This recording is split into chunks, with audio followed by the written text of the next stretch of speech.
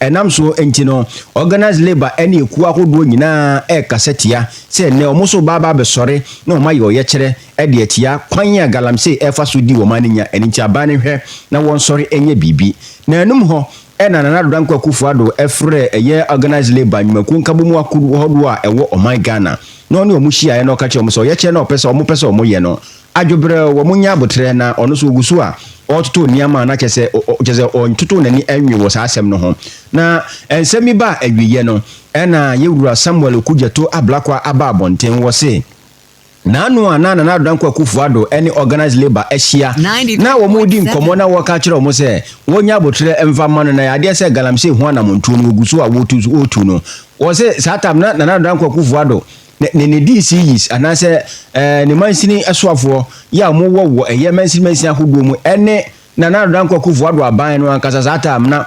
omanfo licenses nti we kire se na danko akufuado na mo no ka se obetu ewo galamse no ho no enya de se nukure bia ewo mu wo se na danko akufuado eyo mampani a yanya no efri 1992 ebesi sabre mampani na so ye din a ontie Ghana fo asem ba kopa na danko akufuado eno ne wo ka kire ne se sa asem no a ekoso no kye enye kura ensem fata aka na kakra bi no wafura ban mu ya okọ na die na akwakoba ne se enei o ya na adwe se licenses eno de be ma eye wonu a okwakotu galamse ewo man mu wo se ensem fata na kye se watoto nani a reset ade a Ghana fo na se semu a Ghana fo eritu nani mu no enya de se obetie ne wo kyena enna de kye eka ho eni ti wotu na nadofo se wonhwe yie na ade no a wo ye ne nchirima ena wodi wo mabo na bra yewura Samuel Okujeto ablakwa ene nsantwofo ebo nkomone yentie se die odi nsam tu dwa no ebi.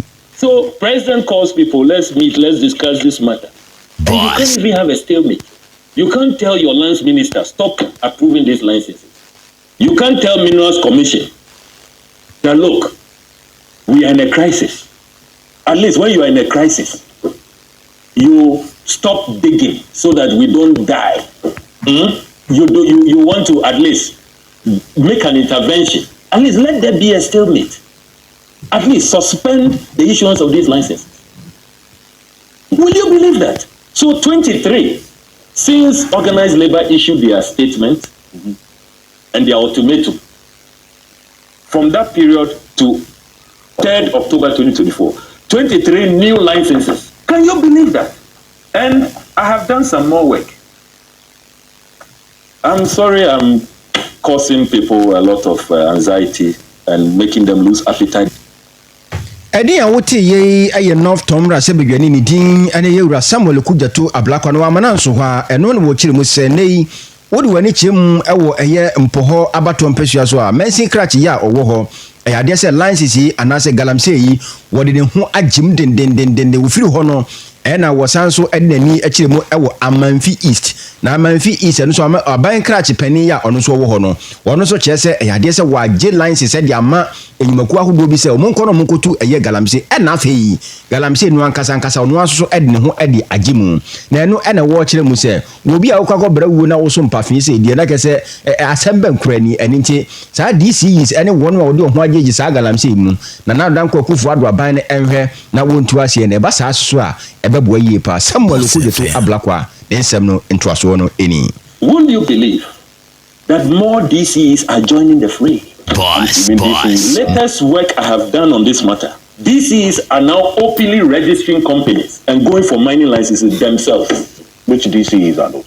The DC for Impoho on the 18th of October 2023 registered JK Sem Mining Company Limited. Boss FM.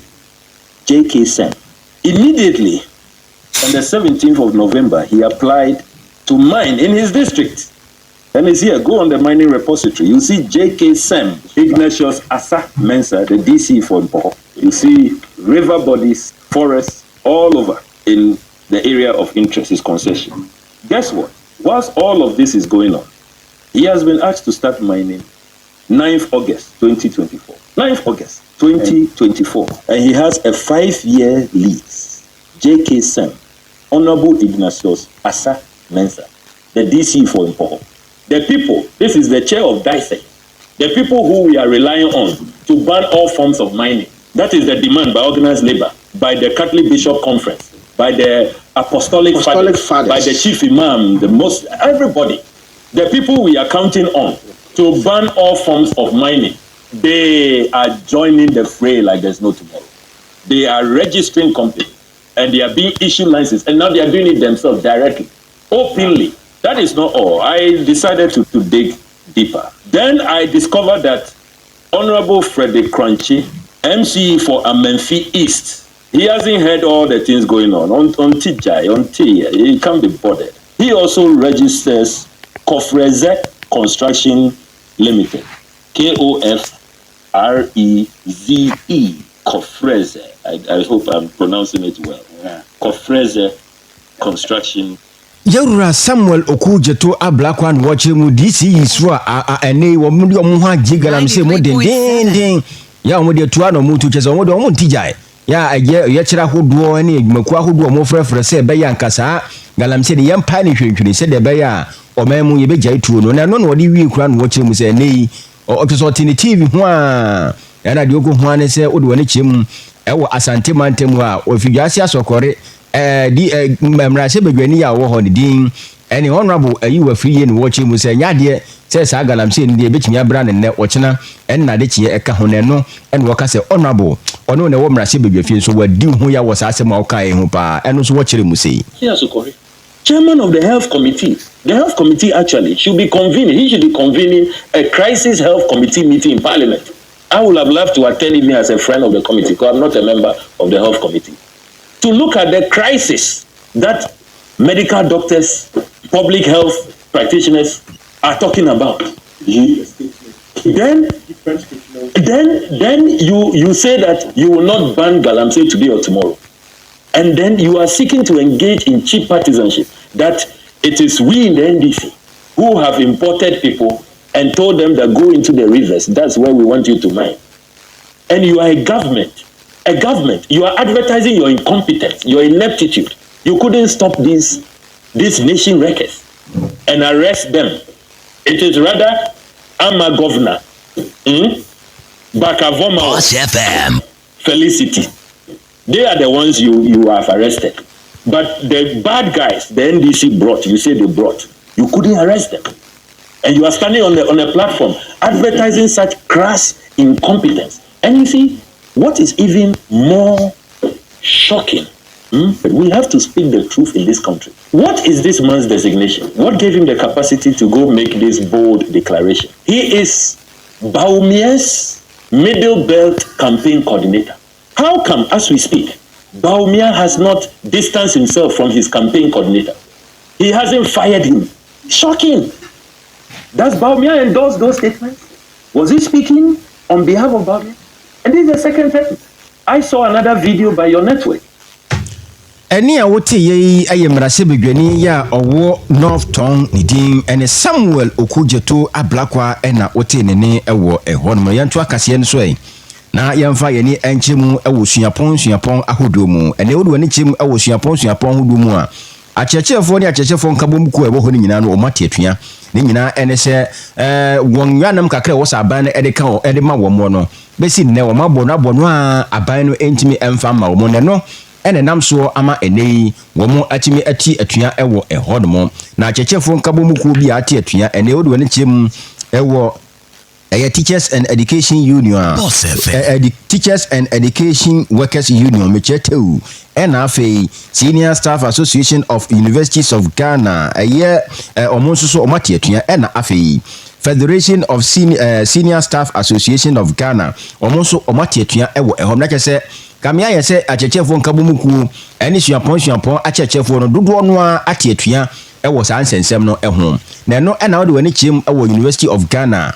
Additional been for the ding and Professor Ransford Jampo was also chairman of some University of Ghana. Now, no, what catcher by any was said, Sassam no air course on no de wa gwen ho a hu se e ha adwene pa ene nche be ya nka ban wo nya de wo ye bia na nka wone eye nkabomuku anasa chechefo nkabomuku yi ene wona e kira de e wo suapon ahodo nyina mu a wote atua no wone omo entrance na ye nka asem se de be ya ajobra ebetimi aba wo se na no no wo mo ne eye aban ehia ye e ka asem no so mo kan ya amaka like say atuatie no anom gu so mo gina mu ne no ɛna ɔde adesede ɛkɔ ɛde ama ban no aka kyerɛ ne sɛ ɛyɛ campaign ahodoɔ no a wɔn ɛyɛ no adwobrɛw adɔɔso dodo na obi so o sɛ ɛkɔba ne sɛ ɛyɛ campaign ahodoɔ na afei akyɛkyɛfoɔ nkabɔ mu kuo ate atua nkɔdaa ntumi nkɔ school na kyerɛ sɛ nneɛma nyinaa ɛto ape na sɛ Ghana nneɛma ankɔ yie a deɛ nkora ne yɛbɛnya wayɛ campaign na wie nso nneɛma ɛwɔ sɛ ɔyɛ na ɛkɔ nkan ɛwɔ abrabɔ mu no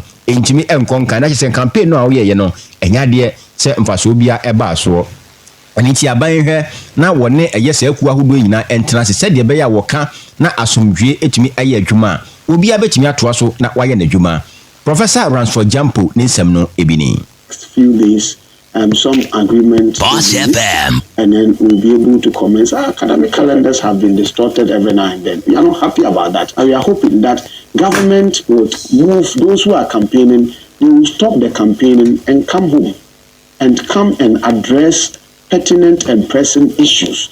If you are able to address pertinent and pressing issues, the way you offer solution to them 93.7 will campaign for you. It will speak for you. Okay, but if you don't do that and you rather go about talking about the kinds of things that you want to be doing when challenges are there, I mean, it creates an impression that you don't respect us. Any awote ye aye adihyiamu obemfo Professor Ransford Jampo wɔkyerɛ amanyɔsɛm ɛwɔ University of Ghana ɛna wote ne nka no yɛmfiri ɛno so yɛ na yɛmfa yɛni ɛnkyɛmu ɛwɔ abatoɔ ahwɛyɛ pani ya ɔyɛ abɛdi akyire ya wɔte adwamu ɛde ma Electoral Commission din ɛne Eric Bosman Asare wɔde atodwa ɛkyerɛ mu sɛ nei ya na wɔnya ne nte baabi ɔnam bia na ɔmanfoɔ ɛka na nei ensamandin ahyɛ abato krataa nwoma no mu sɛ ebe nti yɛhwɛ ne yi ɛmfamfiri mu no ɛna wɔsi so pɔ no wakyerɛ mu sɛ saa ensamandin a ɛwɔ abato nwoma no ɛnya deɛ sɛ ebefiri mu da biara da no yɛbɛkɔ so wa ne yɛnya ensamandin ɛwɔ abato nwoma no mu na ɔkyerɛ mu sɛ deɛ nti a wɔka saa nyinaa ɛne sɛ ɛne yɛwɔ kwan a yɛfa so asɛ obi de hyɛ hwere ne de hyɛ bi a yɛfa so eyi ne din de firi abato nwoma no mu ɔsɛ deɛ di kan no wo a ohwere wo de hyɛ no wo de na ID card ɛbɛkɔ wo de na ID card ne kɔ wi a na afei krataa anasɛ ne picture ne photos ID adanseɛ sɛ saa nipa koro yi wawu a ne nimfie ya odi ye ne ade nyinaa de ye na ye ni nyinaa no fa no ka ho na fa kɔma Electoral Commission na wɔhwɛ na wɔyi saa nipa koro ne di ɛmfamfiri mo sɛ saa ade yi ayɛ Ghana fo akwadworo yie pa ya so obi hwere ne desi a ɛnya ade so otumi hwɛ etu saa na mo no ɛne nti amansamandi no a ɛwɔ nkrata ɛwɔ abato nwoma no mu no ɛdɔso pa na ɛno ɛna wo kyerɛ mu sɛ ankane bi no na anka wɔn ne Belfenders for ɛyɛ saa nhyehyɛ no sɛ nkɔm bɛhwɛ sɛ nka obi firi mu ɛwɔ atiasefo asase so a na wahwɛ no wayi ne din ɛde afiri mu sɛ ɛkɔba saa no ɛha adwen yie pa na ɛno ɛna wɔyɛ mfato ho bi sɛ 2019 omunya ɛyɛ asɛm bi ɛwɔ ɛhɔ no wɔse ɔmo wɔ hɔ a na obi baayɛ nipa no baayɛ na ɔde obi ID card baayɛ ɔde baayɛ na wɔkyerɛ mu sɛ saa nipa koro a mede na ID card ya bɛyi ɔyɛ mabusuani pa nso ɛnya de ne yi wɔka ɛyɛ yɛ ho wɔ atiasefo asase so wɔnya ne baabi ɛkɔ nti yɛhwɛ na yɛyi ne din ɛmfamfiri wɔse bra yɛkɔ akɔto aba no saa nipa koro no a na ɔde ne voters ID card aba sɛ mba bɛto aba na nya wo ne sɛ wahwere wo kra wahwere wo nkwa woni atiasefo asase so na ɛdɛ na asabɔ sɛ ɔmo boa nokure bia saa nim ɛne nti ɔmo yɛ saa no ɔmo hu ne sɛ ba ne saa no a kyɛ sɛ ɔmo bɛyi edin ahodoɔ pii afiri mu a saa nipa koro nya de sɛ no wahwere ne nkwa sɛdeɛ na amanfoɔ esi ɛkyerɛ no ɛne nti ɛkwan a yɛbɛfa so a yɛbɛyi obi din ɛde afiri abato nwoma no mu ɛne sɛ ne busuani bɛsɔre na yie ho nkrataa nhyɛ ne a yɛyɛ nyinaa no ɔde bɛka ne voters ID card ho na ɔde ɛkɔ ne yɛyi ne din ɛde afiri mu bɛsi nnɛ Ghanafoɔ dodoɔ no a ɛntumi ɛnyɛ saa adeɛ no ɛna ɔmo nso no wɔn ntumi ntena ɔmo akakye ɛnni saa adwuma no Ghanafoɔ a na ɛbɛboa ɔmo ɛne nkyɛ sɛ Ghanafoɔ ammoa ɔmo wɔ saa kwan no so a ɛnyɛ adeɛ sɛ ɛyɛ obi a wanya ne baabi kɔ anaasɛ obi a wafiri mu ɛwɔ atiasefo asase so no ɔmo ankasa bɛtumi afiri ɔmo pɛ mu na ɔmo ayi ne din ɛde afiri mu ɛne nti saa nsamandin yɛ ɛwɔ abatoɔ nkrataa no anasa abatoɔ nwoma no mu deɛ ɛnyɛ adeɛ sɛ ɛbɛtumi atwa mu da gye sɛ Ghanafoɔ ɛde saa mmara no ɛyɛ adwuma bra yɛwura Eric Bosman Asare ɛne nsɛnkyerɛfoɔ ɛrebɔ nkɔmɔ no yɛntie ne nkyerɛ mu a ɔde ɛma yɛn. When you talk about the voters register, every year in Ghana we know people. Boss FM. And in Ghana, I think that we are looking at the mortality rate is almost 7.6. Boss FM. Out of every 1,000 people die every year. So when you look at the data, every year some people die in our country. But the exhibition has provided an avenue for deceased persons to be removed.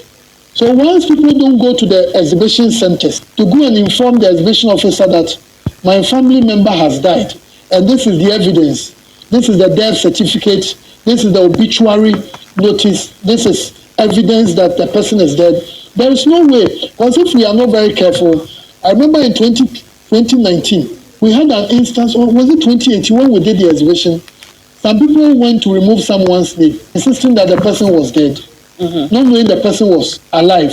So the law has provided a mechanism to do that. So when you look at it critically, every year you may have a certain number of Ghanaians who are registered voters. Right. So so what's it clear? It Boss says that FM. once somewhere family member has died, go to the exhibition center with the death certificate of that person, the obituary notice, as well as the person's voter ID card. So those who did that, their names have been removed. But those will continue to be on the list. And they will continue to be on that because we don't know, we don't have that information. And it's possible in every family house in Ghana, there could be one or two people who are gone and their names are on the voters register. But the electoral commission cannot say, oh, we think this person is dead, so we are going to remove the name. So the electoral commission will the name. So the electoral commission will require information from the public, and they must come with evidence. Well, if we don't do that, we may end up having people removing the names of others. Any a woti ye yewura Eric Bosman Asare wo de wani chim ewo abato aso ye no awo no ene ye dwamtani abedi akire ewo ehwo no mo ena woti na risem a ode atu dwan kase yi waso gusu a utie ewo ball